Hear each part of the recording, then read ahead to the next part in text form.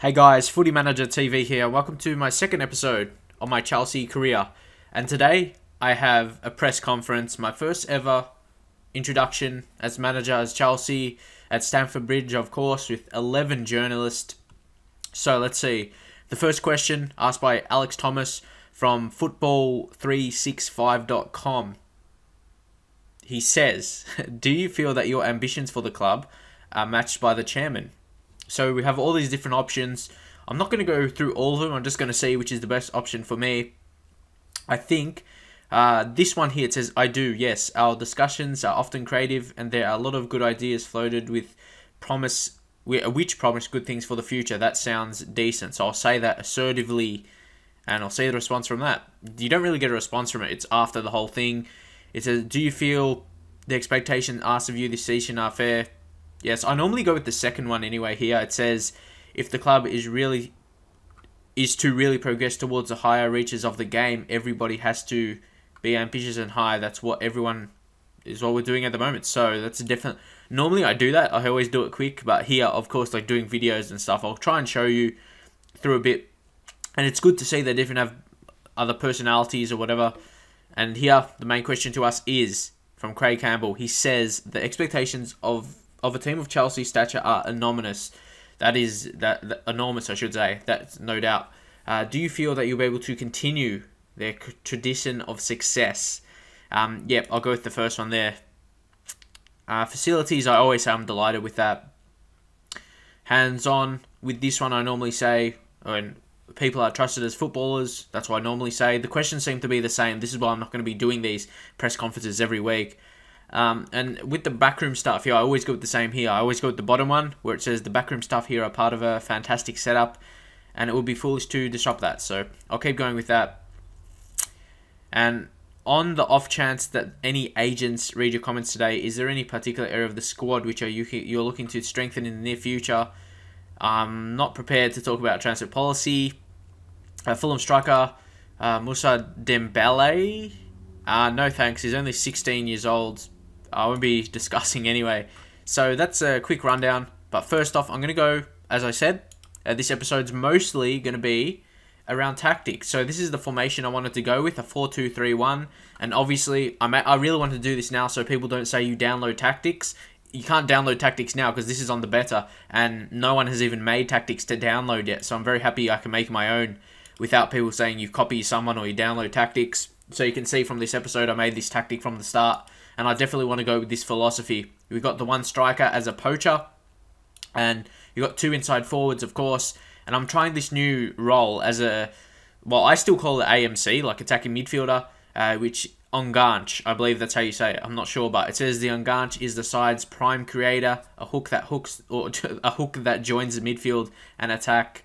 And operates behind the strikers. Well, we just have one striker and a playmaker who sticks to his position and then becomes a pivot to his team as they move around him. It differs to a trequartista. That's another hard name. All these new ones, or that's not new, I'm just saying it was new last year, I believe.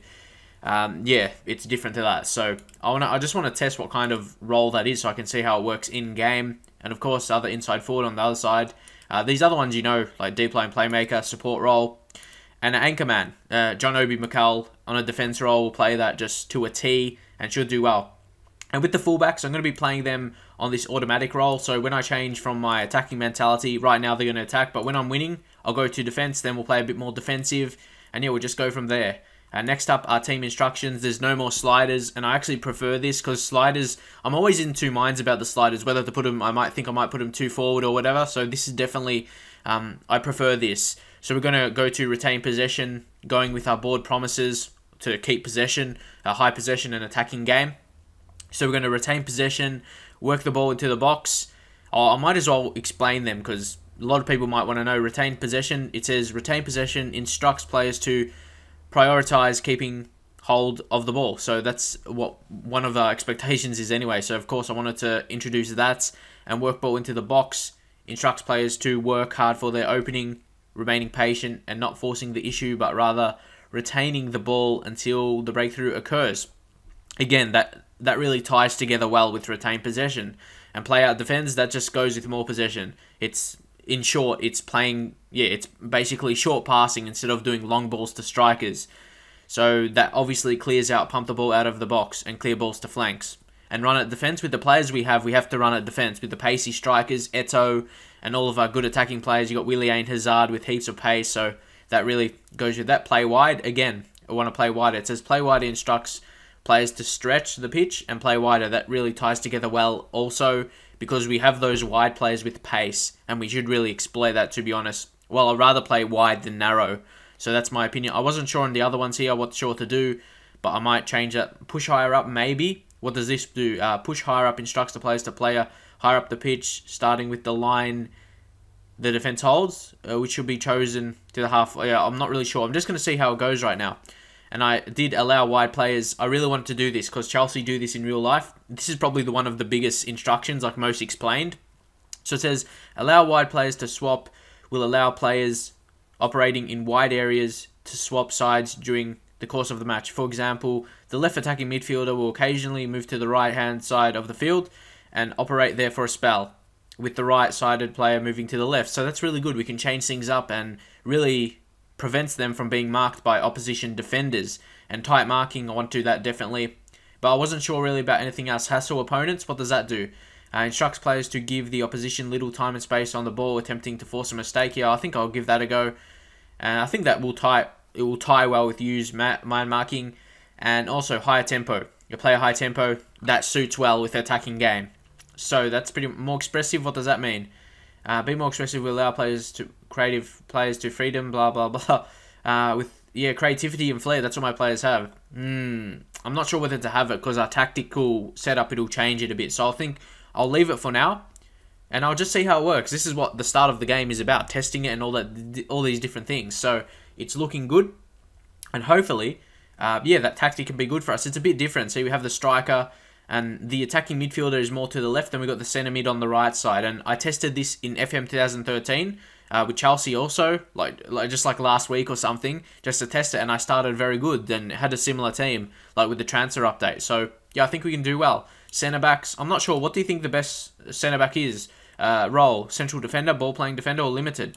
I'm not really sure. I just always like to go with central defender because to me that's the normal one. How about fullbacks? What kind? You got a wing back, and what's a complete wing back?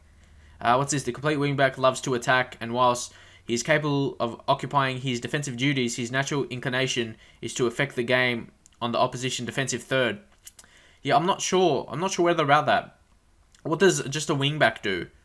Wing back usually playing out wide with no wing support, but we do have wing support, so I don't think I need to do that. Just a fullback role, and it will go attacking with our formation. I think that will be suitable for now, but yeah, like I said, I'll find things out as we go. And after I always make my formation, this is what I wanted to do. And yeah, like I said, this is probably just going to be about training my players and stuff and my tactics, and maybe a little bit transfers later in the episode. This is what I like to. I like to train my players where they're not accomplished yet. And of course, Ivanovic, I should say. Ivanovic. Obviously, he's a good centre back, but can play right back. So I'm just going to, wherever someone can't play, this is what I do all the time. Ashley Cole, but also you got to be wary, more so this is just for fullbacks, to be honest. You got to see his weak right foot, so I don't see the point in training him as a right fullback when he has his right foot is weak. So I'm just going to leave it, especially as he's old right now. You got to be wary of the older players and training them to certain positions. Like he's just extra work in training, so I don't see, it will just maybe give them more injuries. So David Luiz, I'm going to train him to be a right fullback. He's a very attacking player, so I think he can do that well. So he's going to go there. Luiz, Nathaniel Chalobah, we put him in already. Right fullback, I'm not really sure if he's going to be really good. I think he's a very good attacking player. He's good passing. If you look here, good technique. First touch, very good. And good creativity. So I'm going to just train him to be that AMC. But I think he'll be better as a deep line playmaker. But we'll see how he develops as well. Cesar Azpilicueta, or however you say his name. Again, for fullbacks, you got to check what they're. See, he's weak on the left foot, so maybe. Actually, I'm not really sure what I should train him. If I'm being honest, he can play the right back, but he really has ability to be another position, and he's already accomplished as a left fullback, or not accomplished. He's what's the other one? I keep forgetting what it is. Yeah, competent. So because he's competent there, I think he'll be easily trained there. So I might as well, opposed to Ashley Cole, who's just unconvincing.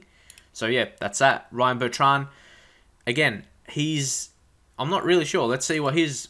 So he's reasonable for right foot, so definitely he's going to be the one I'm going to train. But the more concerning thing about him, is he good enough for a top 4 level?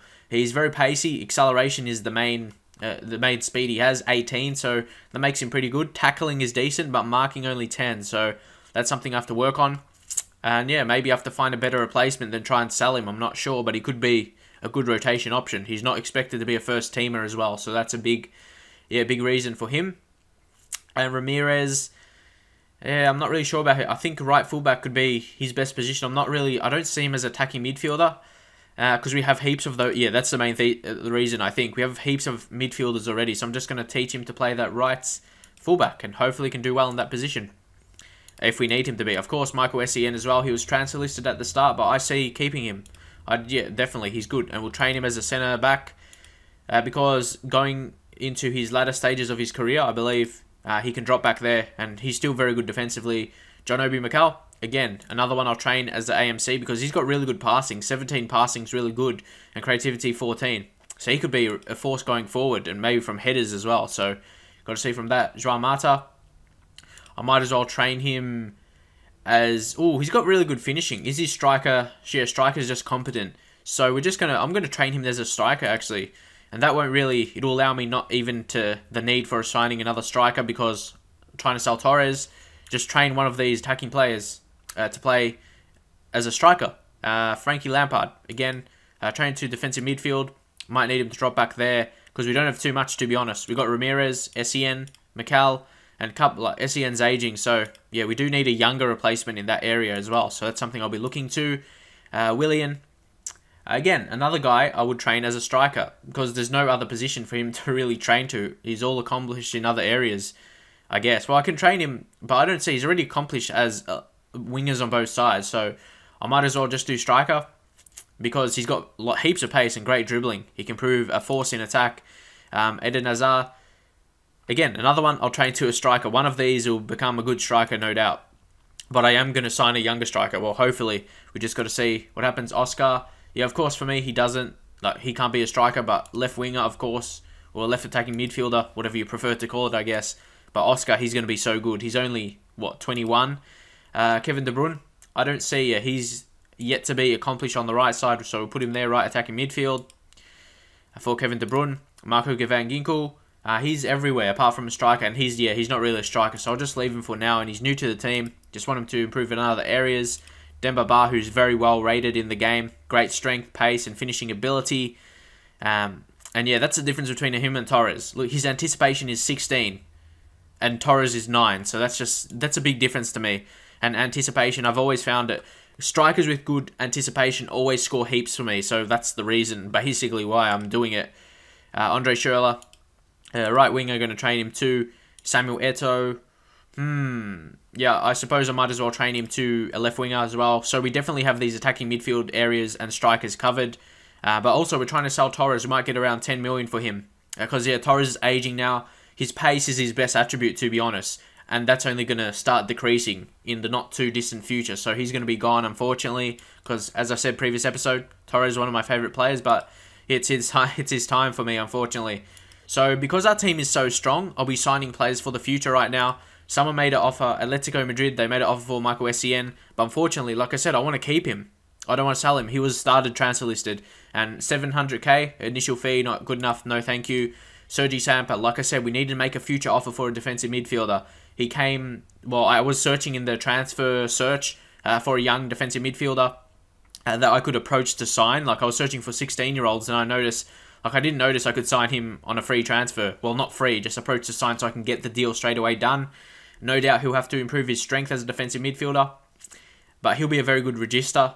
So, yeah, he could be good because his passing's really good. Tackling technique, that's really high for a younger type. And, yeah, hopefully he can come to the team. We offered him a contract. He didn't really too much want to come, but he was happy with the contract I gave him. So he will be really good for us. Eventually, I probably want to turn my defensive midfielder into a creator as well. But for now, John Obi Mikel, he's very good defensively. But he's also got good passing. So I may change that in the future. Not too sure, but this guy is one guy I have to show you. Gabriel Barbosa. I found him searching for young strikers. He's only 16 from Brazil. This guy could be the next Neymar. Yeah, and stronger than Neymar as well. And similar haircut, I guess. His finishing is 14 and composure 14 already. Mental attributes. Look at those mental attributes for a 16-year-old. Like this guy is the best Brazilian striker, at least that I've found so far. But in my scout report, it said they will be... what's the price for him? I think in between 1 million and 1.3 million. But the thing is, he had a minimum fee release clause by domestic clubs of just under 8 million. So that's affordable for me. So if that doesn't get accepted, I'm not sure why they only wanted that much, but I'll see what happens from it. And yeah, we'll see if it gets accepted for him, because that would be really good, if you ask me. Look how good he is. I'm not sure if he's touted or to be... No, he's not at the moment. But here's the scout report to be a star in the Premier Division. So that's really good. And his work permit is likely to be granted on appeal. So that's fantastic. If we can get this guy, he'll be part of the future, no doubt. And he could be a winger on the right side, but no doubt this guy's a classic poacher. He's got great passing as well. He could be just amazing. He's left-footed as well. I just got to see the effect on that. And he's reasonable. I'm so happy he's not weak. He doesn't have a weak foot. So that's fantastic. He doesn't have weak. So he could be a superstar. He's strong, pace, can finish. He could be... Okay, leadership. Was that changed by another attribute? Something missing? Leave a comments if that's correct. Not really sure. But anyway, he's one guy I'm looking for. But next, I'll turn my attention to my shortlist, where I talked about some of my other players that I'm going to be looking for at least in the future. Where do I go for the shortlist? Shortlist, here we go. These are guys I've added. This guy's another striker, Timo Werner, who I could probably get him cheaper, to be honest, but I don't know. I like the Brazilian players more. I'm not sure why exactly.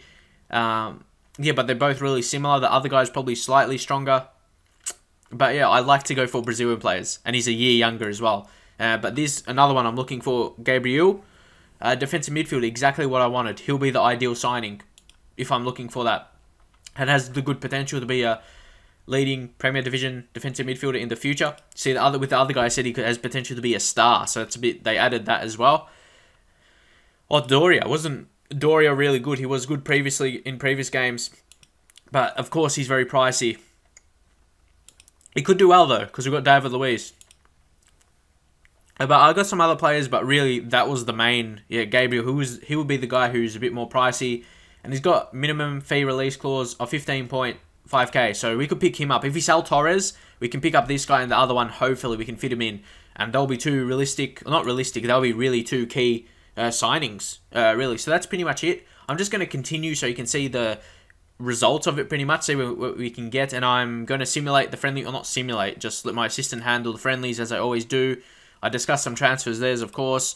Okay, this is something I need to read, because I don't know much about it, the financial fair play regulations. Because, yeah, I really need to focus on this, because this is something, it probably will change my way of playing Football Manager as well. So let's read this, and for anyone that doesn't know about it, listen up. So, the club secretary has provided you with a summary of the current financial fair play regulations that exist in the competition. Teams competing in the English Premier Division must avoid making a loss of more than 15 million over a 3-season period in order to comply with the financial fair play regulations. Failure to comply will result in the following sanction. If remaining in the same division, a points deduction of 5 points for the following season. No sanctions will be imposed for failing financial fair play regulations in this competition until 2016. So, okay, I don't have to worry about for 3 seasons at least. The board is allowed to invest a maximum of 90 million towards the calculated income. The Chelsea board will keep you regularly updated as to what the financial measures will be required to ensure the club complies with these regulations. So, big stuff there. I need to read the rules because it sounds a bit confusing still to me. Financial fair play. It says, like, I'm confused. What does avoid making a loss of more than 15 million over 3? I don't understand what that means. What does that a loss mean? Does that mean if you go over 90 million? Is that what it means? That's what I'm currently going to think it means. So, yeah, that's what I think. If you read it again, it says all teams must avoid making a loss of more than 15 million. So is that the budget I have for financial fair play? But what does that mean? Is that signing anyone that isn't from the UK? See, I'm not really too familiar with it. So yeah, leave your comments to explain it a bit better for me to understand. Is it like signing like I'm now with Brazilian players please leave your comments so I can actually be fully aware of that. But it says the board is allowed to advance a maximum of 90 million. Is that $1 million each year? I'm not sure. But anyway, or in that 3-season period. Please leave your comments on that so I can know. Okay, now we've got the Champions Cup. What does this? See, this is different stats here. This has it's way less. It's a loss of just under or just over 4 million over a 3-season period, and the board is allowed to invest with 33 million just over that. So still, I'm really confused about it if I'm being honest. So until something happens, is it basically signing anyone that isn't English? I don't really know. I might have to search it myself and see what the deal is. But yeah, we'll see what happens with that. We'll just see what happens in this result as well. And I think I'll finish this episode here. I don't want them too long because I'm going to do heaps of episodes. And I'm going to get into games soon. I might just simulate after these friendlies or whatever. So I can get into the first match because I do want to show that. But let's see a current result.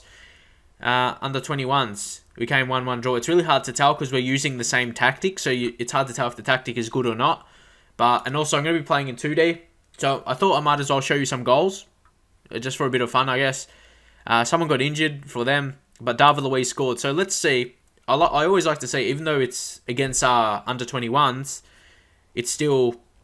I still want to see the goals. I always want to see the goals in the game. And I am playing on 2D because 3D, I don't think it's good. Okay, this needs to change. Do you have to go... I will have to play this in full screen. Is this as wide as it goes?